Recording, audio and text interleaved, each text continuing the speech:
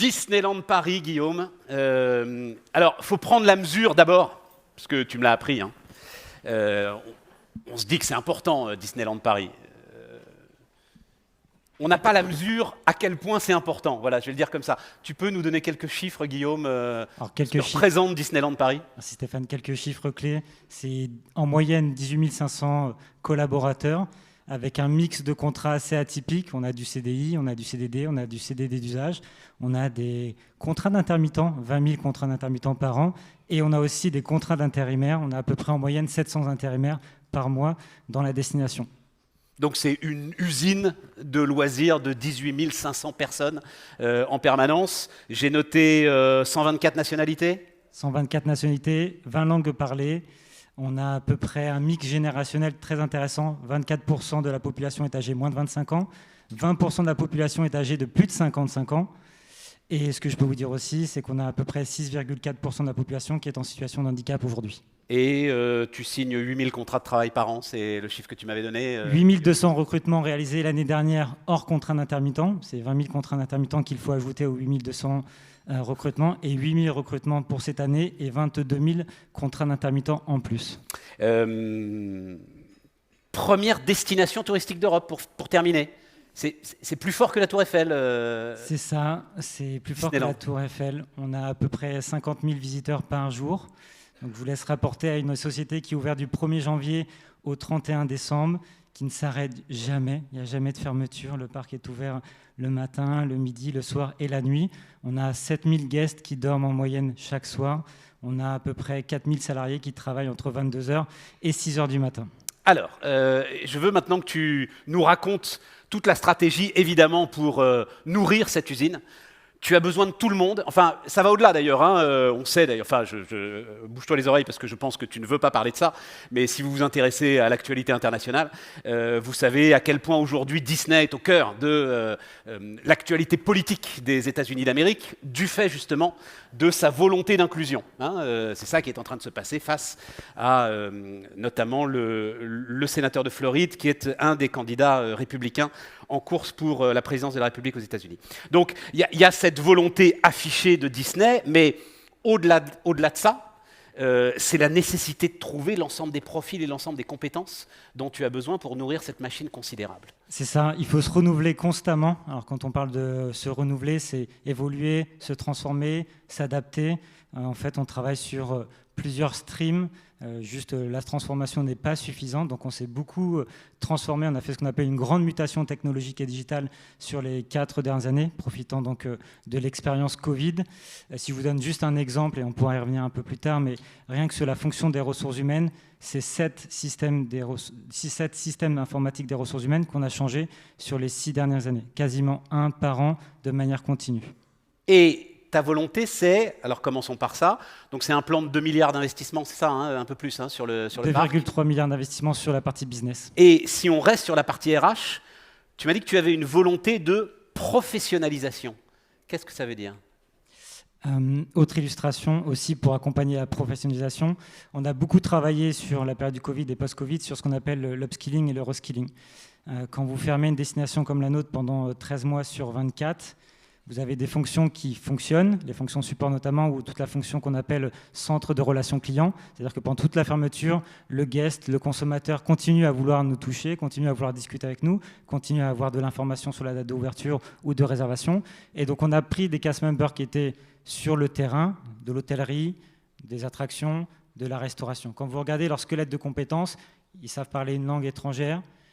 Ils se sont adaptés à la transformation digitale qui a touché aussi le consommateur. C'est-à-dire qu'aujourd'hui, un consommateur qui vient sur le parc, au lieu de chercher un restaurant avec un papier, aujourd'hui, il regarde son app mobile où il peut se déplacer donc avec une carte où il est géolocalisé. Il peut faire du mobile order, c'est-à-dire réserver sa table de restaurant. Il peut aussi réserver son siège sur une salle de spectacle et il peut aussi également réserver donc un accès rapide pour une attraction. Donc l'expérience entre le cast member, le salarié et le guest a beaucoup évolué. Donc ils ont une langue, ils ont une capacité d'évolution digitale. Donc on les a migrés par rapport à ce squelette de compétences vers des structures comme le centre de relations clients où ils se sont adaptés à une fonction qui était plus fonction support en relation avec un client sur une relation différente dématérialisée quand ils étaient sur une relation physique avant. Ça a représenté combien de cast members, tu dis, ça a représenté combien de membres des staffs du parc qui ont fait cette migration? Sur juste cet exemple-là, c'est 400 salariés qui, pendant la période Covid, étaient sans activité, qu'on a pu migrer sur un centre de relations clients. Et comment tu as fait? C'est-à-dire, il y a eu quoi? Un mapping des compétences individuelles de chacun de ces membres? Non, parce qu'on considère que le squelette de compétences est connu, c'est-à-dire qu'à l'embauche, on sait les qualités et les compétences dont on a besoin pour opérer. Ce qu'on a fait, c'est surtout bâti un programme de formation de 2 semaines et demie qui a permis donc d'adapter à l'outil et à certains processus opérationnels. Et ça s'est fait sur la base du volontariat? Uniquement sur le volontariat, oui. Uniquement sur le volontariat. Revenons sur la professionnalisation des RH. Alors, si je prends la professionnalisation des RH, l'histoire a commencé en 2019, quand j'ai pris les responsabilités de la division RH pour Disneyland Paris. On était sur un modèle de fonctionnement qui était chef du personnel, si je peux l'appeler comme ça, c'est-à-dire un responsable sur l'hôtellerie qui fait de la formation, de l'administration du personnel, du payroll, qui fait également donc un peu d'employee relation, de l'investigation sur harcèlement, etc. Donc il était un peu généraliste, touchant à tout, et vous dupliquez sur 11 secteurs d'industrie différents, la restauration, l'hôtellerie, la maintenance. On a pléthore donc d'activités qui sont représentées donc dans notre cœur product.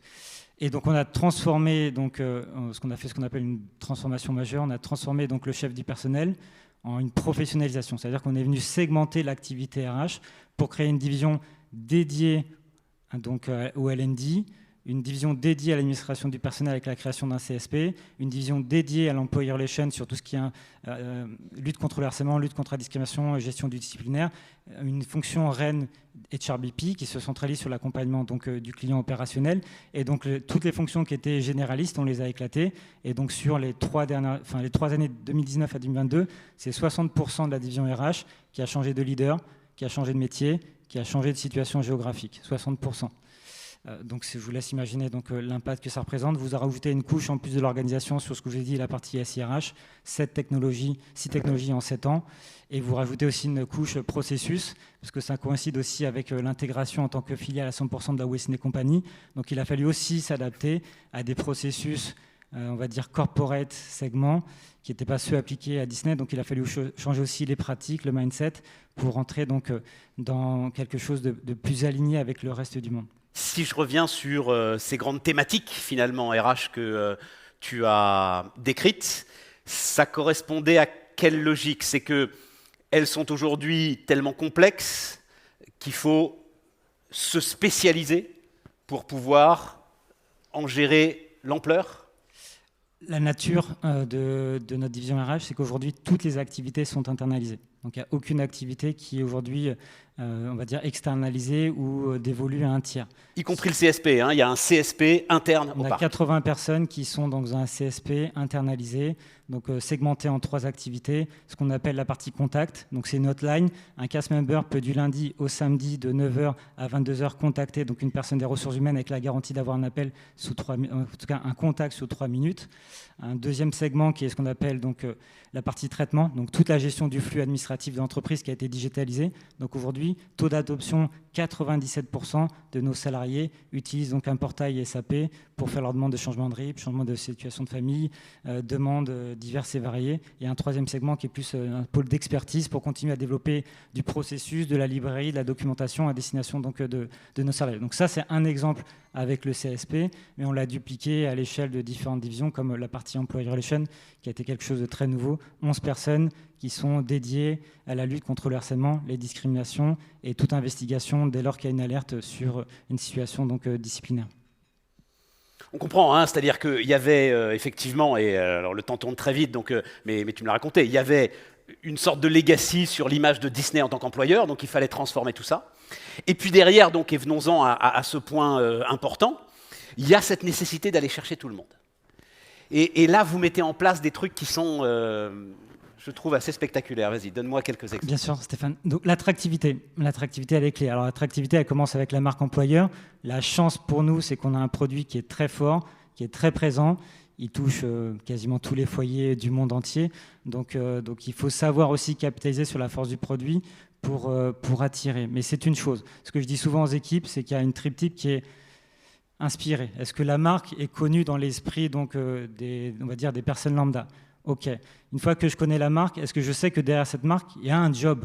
C'est-à-dire que c'est bien Disney, mais est-ce que chez Disney, il y a un job sur lequel je pourrais travailler?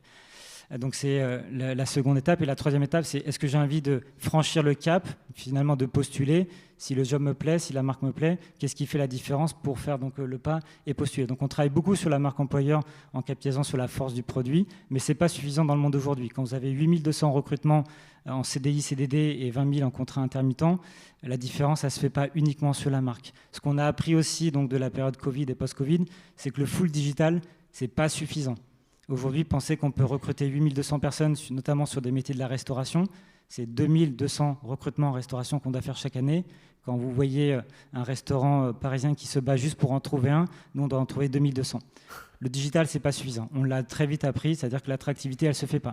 Donc, on a essayé de se renouveler. 2 exemples. La première, c'est ce qu'on appelle la porte ouverte. C'est-à-dire que tous les mercredis, de 9h à 18h, n'importe quelle personne peut se présenter au bâtiment RH de Bellini à Val d'Europe, sans rendez-vous, sans CV.